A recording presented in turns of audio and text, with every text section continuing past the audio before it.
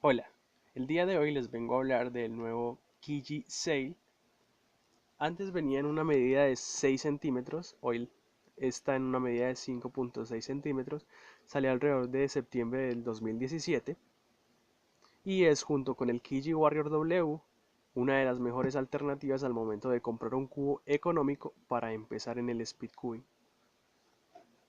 Voy a proceder a mezclarlo para darle una solución en cámara. Está mezclado, lo voy a inspeccionar.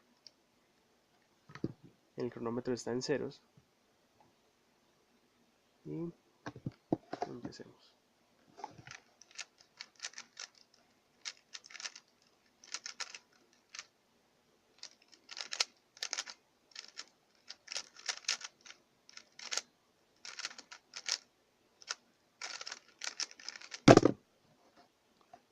Quince segundos. El nuevo Kiji Sail.